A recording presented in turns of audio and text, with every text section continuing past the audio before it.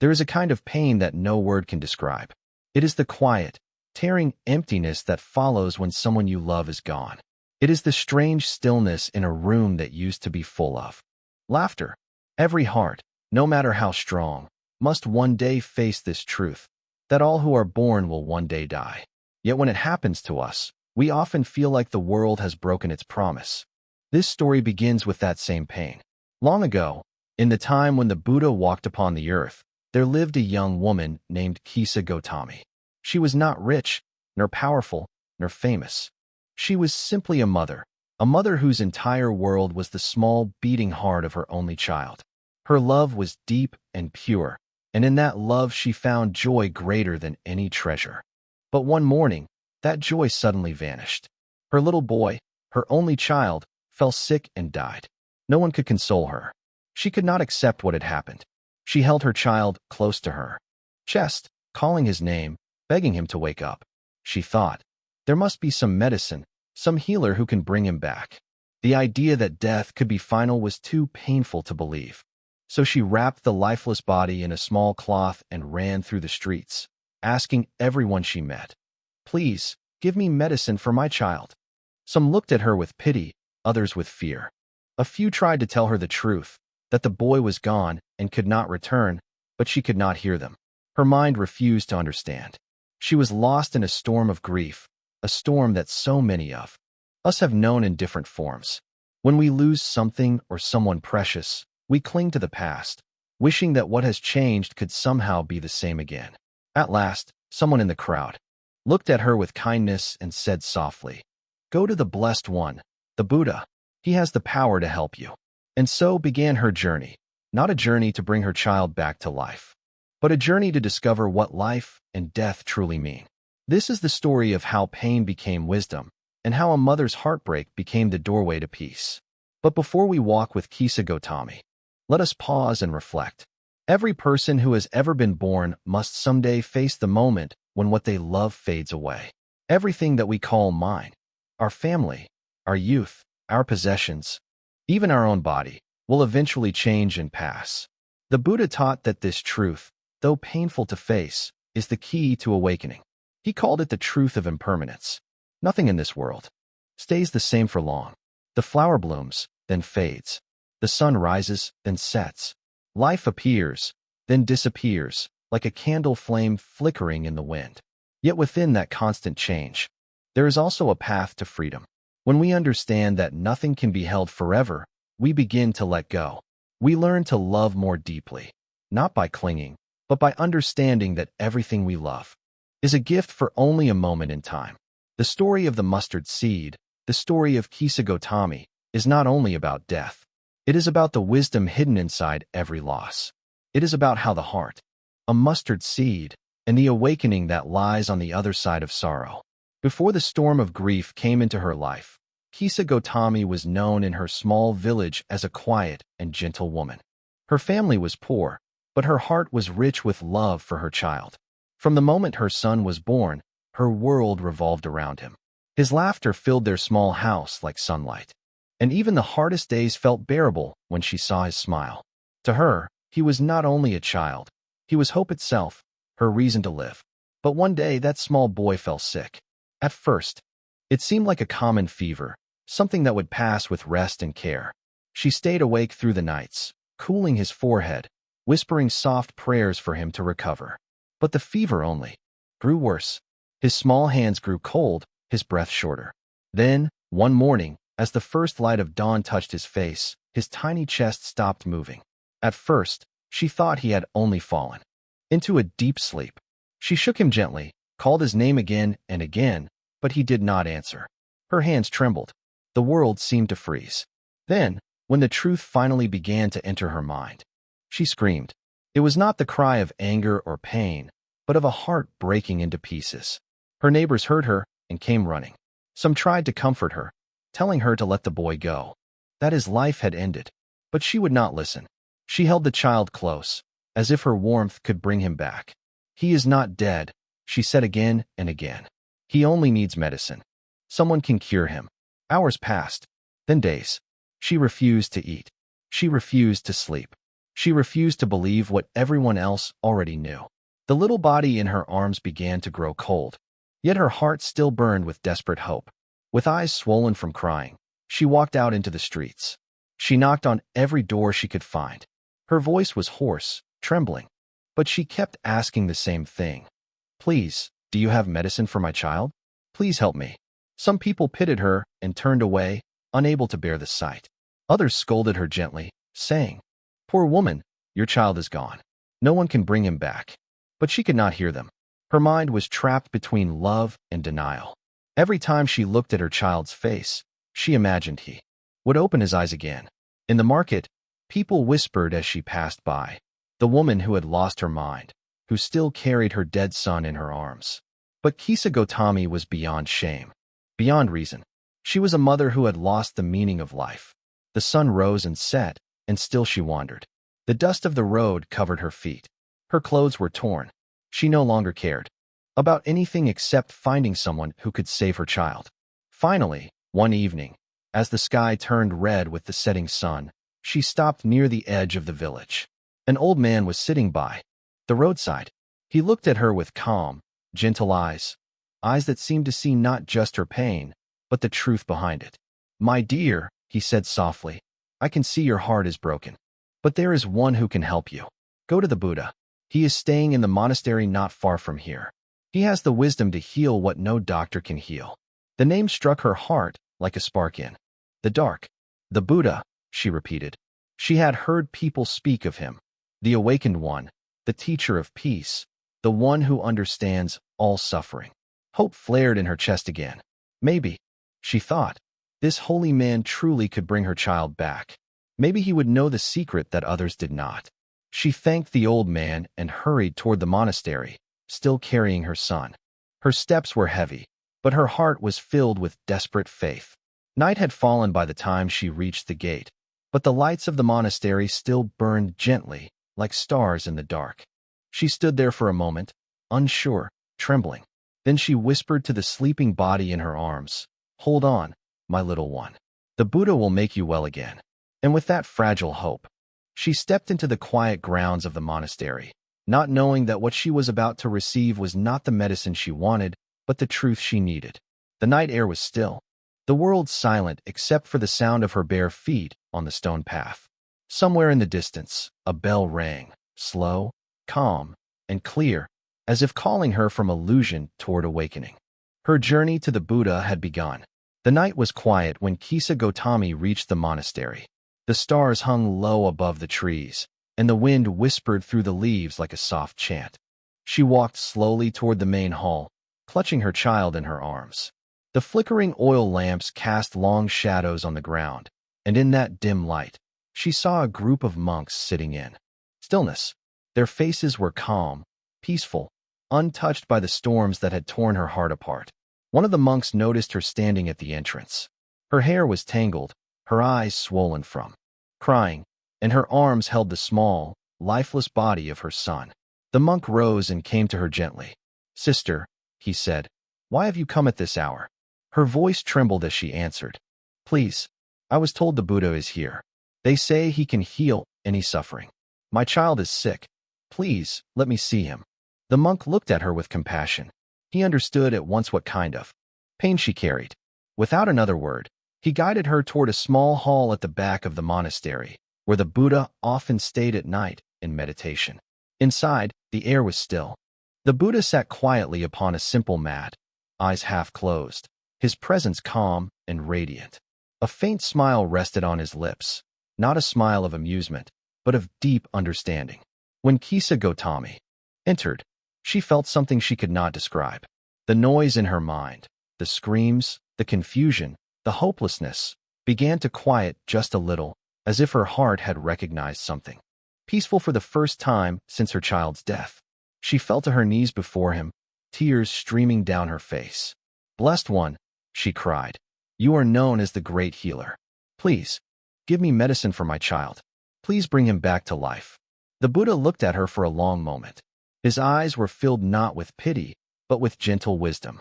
He did not tell her that the boy was dead. He did not say words of comfort or sorrow. Instead, he spoke softly.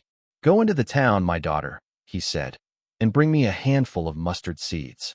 But they must come from a house where no one has ever died. Kisā Gotamī lifted her head, confused at first. Mustard seeds? She asked. Yes, Lord. I can do that. I will find them. The Buddha nodded. Do so, and bring them to me. She bowed deeply, her heart rising with new hope. She thought she had been given a cure, a simple task that would restore her child's life. As she left the hall, she whispered to the body in her arms, Do you hear, my son? The Blessed One will heal you. We just need to find the mustard seeds. Outside, the night had grown cooler, but she no longer felt the cold. Her steps were quicker. Now, she went from house to house, knocking on doors, calling softly in the darkness. Please, good people, I need mustard seeds for my sick child. The Buddha has asked for them. Do you have some? At the first house, a woman opened the door and nodded kindly. Yes, sister, I have mustard seeds. Wait a moment, I will bring them. But before the woman returned, Kisā Gotamī remembered the Buddha's words. They must come from a house where no one has ever died. She turned back and asked, Tell me, has anyone in this house ever died? The woman stopped, her smile fading. Why, yes. My father passed away some years ago. Kisā Gotamī's heart sank. Then I cannot take them, she whispered. She turned and walked to the next house. At the second house, a man greeted her with kindness. Yes, we have mustard seeds, he said. But when she asked her question, his face grew quiet. Our son died last year. She thanked him and left. From one house to another she went. A dozen, then 20, then 50. And in every home, she heard the same story. Someone's father, mother, brother, wife, or child had died. Each time she heard those words, something inside her shifted. The seed of understanding, though small, began to grow in her heart. By midnight, her feet were sore, her voice weak. The streets were silent now. She sat down by the side of the road, holding her child close. The stars above looked down on her like countless eyes, silent and knowing. No house is free from death, she whispered. Everyone has lost someone they love. The truth began to dawn on her like the slow light of morning. She realized that what she had asked for, a house untouched by death, could never exist. Death was not a punishment for her alone. It was the law of all living things. Her tears began to fall again, but this time they were softer. Not the wild cries of despair, but the gentle weeping of someone beginning to understand. She looked at her child's face, pale, peaceful, no longer suffering, and she finally felt the weight of letting go. In that moment, she bowed her head to the earth and whispered, My son, you have taught me what the Buddha meant. You have shown me the truth. And with that, she stood up, ready to return to the Buddha, not with mustard seeds, but with awakening. The night had not yet ended when Kisā Gotamī began her search. The moon was high, pale and thin like a fading memory, as she walked from house to house, still carrying her child close to her heart. She believed, with the faith of a desperate mother, that somewhere in this town there must be a house untouched by death, a place where no one had ever lost a loved one. That was all she needed. Just a handful of mustard seeds, and her boy would breathe again. At the first house, a kind old woman opened the door. Mother, she said gently, what brings you here so late? Kisā Gotamī bowed and spoke with trembling hope. Good lady, I seek mustard seeds from a house where no one has ever died. The Buddha has asked for them as medicine for my son. The old woman's eyes softened with sadness. Ah, child, she said. You may take all the mustard seeds you wish, but death has visited this house many times. My husband died long ago, and my daughter too. Death spares no one. Kisā Gotamī felt her heart sink a little, but she forced herself to smile politely. I understand, she whispered. Then I cannot take your mustard seeds. She turned and continued down the road. At the next house, a farmer greeted her kindly. Yes, we have mustard seeds, he said. But my mother passed away only last winter. Again, she could not take them. At another house, a woman with a newborn baby offered her a small bowl of seeds. But when Kisā Gotamī asked, Has anyone in your home ever died? The young mother's face grew quiet. Yes, she said softly. My brother died when I was a child. The pattern continued. Every door she knocked on, every face she met, all carried the same shadow. No house was free from death. At first, each rejection felt like another wound. She wanted to cry out, to run, to scream that it wasn't fair. But with every answer she heard, something within her began to shift. She started to look more closely at the faces of the people she met. She saw the lines around their eyes, the weariness in their smiles, the quiet acceptance when they spoke of those they had lost. There was pain in them, yes, but also peace. The kind of peace that comes when one stops fighting what cannot be changed. As the hours passed, her pace slowed. The heavy silence of night gave way to the sounds of morning, roosters crowing, doors opening, the hum of life returning to the streets. Yet within her, something was changing. She began to see the world not as a cruel place that had stolen her child, but as a living tide of birth and death, rising and falling without pause. When the sun rose, she reached a large house near the edge of the town. A wealthy merchant stood by the gate, and she asked him the same question she had asked all night. "Sir, has anyone ever died in this house?" The merchant's eyes lowered. "My father," he said quietly, "and my wife as well." Her lips parted, but no words came. The truth was now too clear to deny. She bowed deeply and turned away, her hands empty. As she walked through the village, she saw things she had not noticed before. The old woman lighting incense for her dead husband, the small boy tending to his father's grave, the monks walking silently with their bowls in the early light. Every sight spoke to her of the same truth. Loss was not hers alone. It belonged to everyone. Her steps led her to the riverbank. The morning sun sparkled on the water, and the wind moved softly through the reeds. She sat down there, cradling her child for the last time. For a long while, she said nothing. The world was quiet, except for the gentle sound of flowing water. Then, slowly, she looked down at her son's still face. His skin was pale now, his lips cold, but in that stillness she saw not tragedy, but peace. For the first time, she saw that death was not cruel. It was simply the other side of life. Tears filled her eyes again, but they were no longer tears of refusal. They were the tears of understanding. "So this," she whispered, "is the law that holds us all. No one escapes it. I was blind because I thought only I had lost someone. But every heart in this world carries the same pain." She held her child to her chest and rocked him gently, as if to say goodbye. "My little one," she murmured, "you came to me like a flame, and now you have gone out. But you have lit another light, here, in my heart, and I will never forget." As the sun climbed higher, she rose slowly to her feet. There was no longer madness. In her eyes, only calm. She found a quiet place beneath a tree near the river and dug a small grave with her hands. She laid her son down, covering him with the soft earth. When she finished, she pressed her palms together and whispered, "May you be free from all pain. May all beings be free." The wind carried her words away. The air felt lighter, her heart no longer heavy with denial. She did not know it, but the first light of awakening had touched her mind. By the time she turned back toward the monastery, the day was bright. Her steps were slow but steady.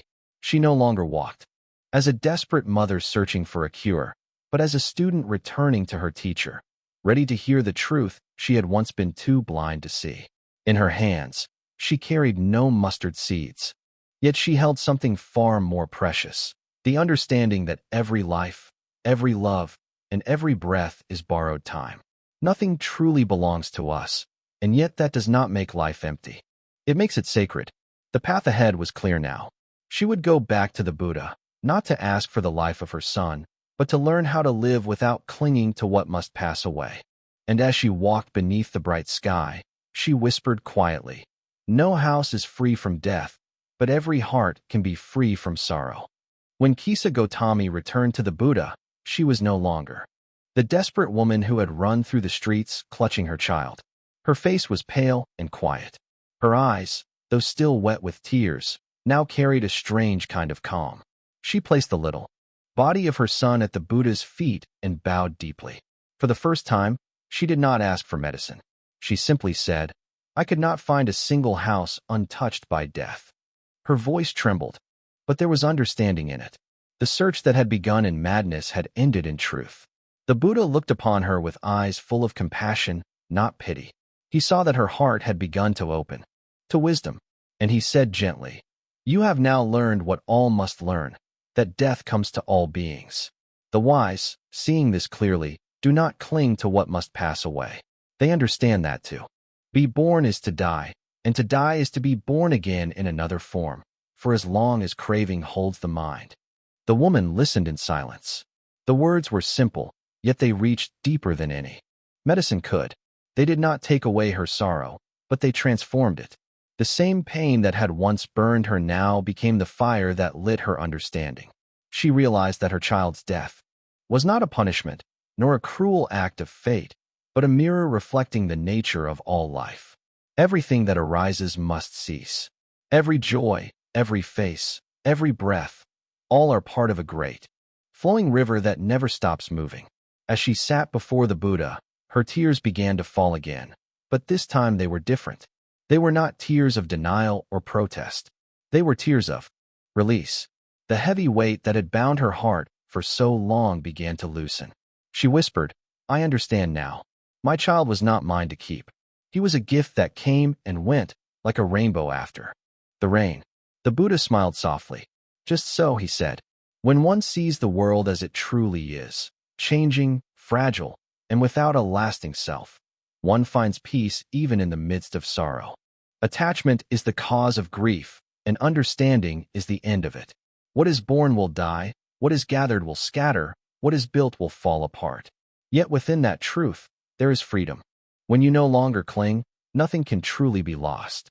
Those words sank deeply into her heart. In that quiet moment, the woman who had once gone mad with grief found something greater than comfort. She found awakening.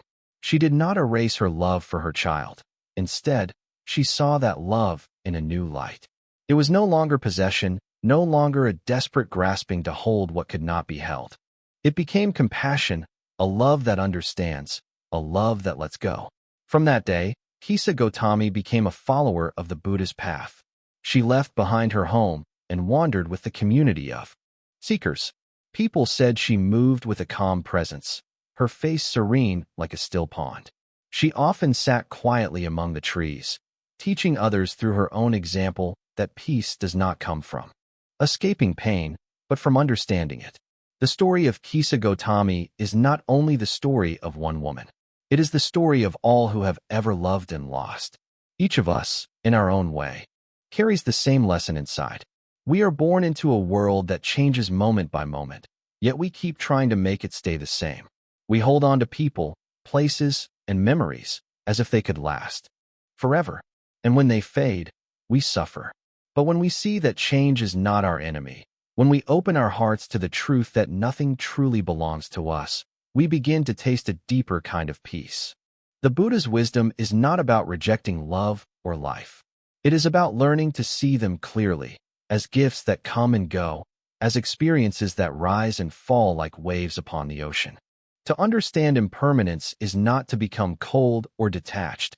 It is to love more freely, to live more fully, and to let go more gently. As the sun set that evening, the Buddha looked out at the horizon and said to his disciples, "The world is full of sorrow, yet it is also full of the path that ends sorrow. Those who see the truth are like lotuses rising from muddy water, untouched by what surrounds them, blooming pure and bright." And somewhere nearby, Kisā Gotamī sat in silence, watching the light fade from the sky. Her sun was gone, yet in that fading light she saw not loss, but truth. She saw that every ending was also a beginning, and that beyond the rise and fall of all things, there was a peace that never changed. Not a place, not a heaven, but a knowing heart that no longer feared the world. The story of Kisā Gotamī and the mustard seed is more than just an old tale told by monks under the shade of a Bodhi tree. It is a mirror held up to every human heart. It reminds us that no matter where we live, no matter who we are, we all walk the same path through joy and sorrow, through birth and death, through holding on and letting go. Her story is not about tragedy, but about awakening. Awakening to the truth that freedom does not come from trying to stop change, but from seeing through it. When Kisā Gotamī first lost her child, she believed her pain was unique. She thought no one could understand the depth of her suffering. But as she went from house to house searching for a mustard seed, she discovered that everyone she met had lost someone. 2. Behind every door there was another story of love and loss. Each family she visited carried invisible wounds. Some had lost parents, others children, others friends or lovers. In that long walk through the city, she began to see that her sorrow was not hers alone. It was part of what it means to be human. That is the first moral truth the story reveals. We are all bound by the same law of impermanence. No one escapes it, no matter how rich, wise, or powerful. The more we deny it, the more we suffer. The more we understand it, the more our hearts open. This is not a lesson to make us hopeless, but to help us live with gentleness. When we realize that everyone we meet carries unseen pain, we begin to treat others with kindness. We stop judging so quickly, and we learn to speak with care. Compassion grows naturally from understanding that we all share the same fragile journey. The second truth hidden in the story is about attachment. The Buddha did not ask Kisā Gotamī to forget her child. He did not tell her that love was a mistake. He showed her that love mixed with clinging brings pain. When we say, "This is mine," or "This must not change," we set ourselves up for heartbreak, because the world moves in its own rhythm. But when we love with open hands, knowing that all things come and go, our love becomes pure. It is no longer a cage, it becomes a gift. To love without holding on is to love like the Buddha, with wisdom and compassion combined. The third truth is about seeing death not as an enemy, but as a teacher.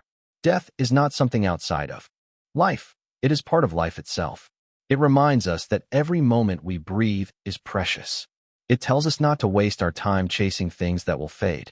It shows us that what truly matters are the moments of kindness, the words of truth, the simple acts of understanding that leave no regret behind. In learning to accept death, we learn to live more deeply. We stop being afraid of endings, because we see that life is made of beginnings and endings flowing endlessly into one another. In the story, Kisā Gotamī's awakening did not come through philosophy or ritual. It came through direct experience, through walking the dusty roads, knocking on doors, and seeing for herself the shared reality of all beings. That is how true wisdom is born. It does not come from memorizing sacred words, but from looking at life honestly and completely. The Buddha's teaching always points us back to experience, to the living truth within our own hearts. The moral of this story reaches far beyond the past.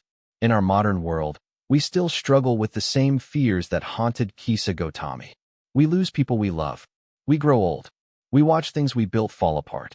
But unlike her, we often hide from these truths behind distractions, screens, and endless noise.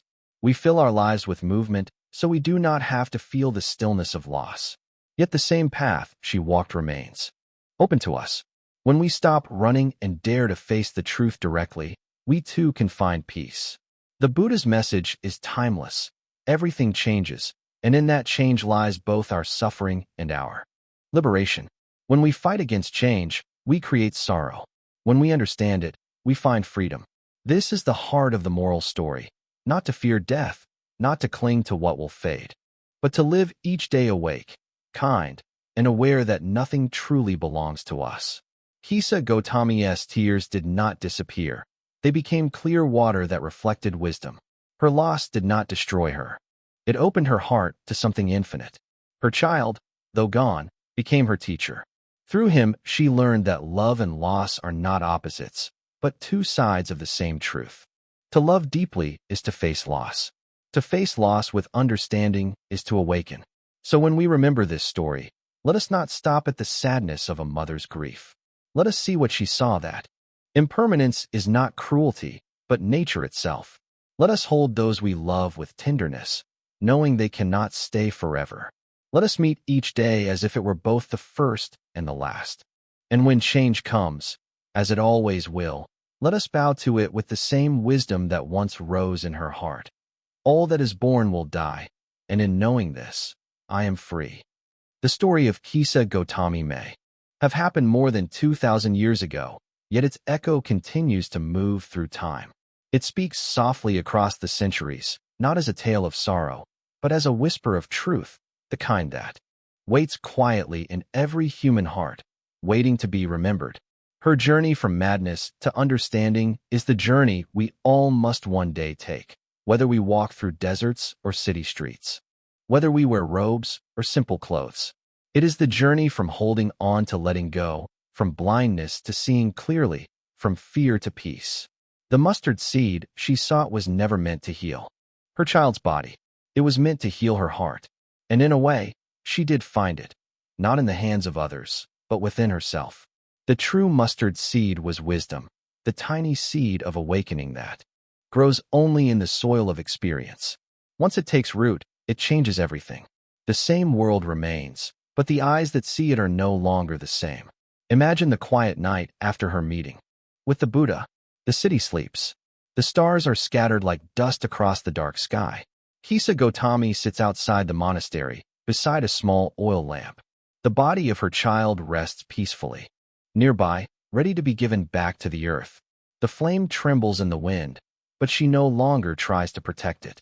She watches it flicker, dim, and finally go out, and for the first time, she does not cry. She understands now. The flames going out is not the end of light. It is the nature of things. Every light, every life, burns for a while and then returns to silence. Yet even in that silence, the warmth remains.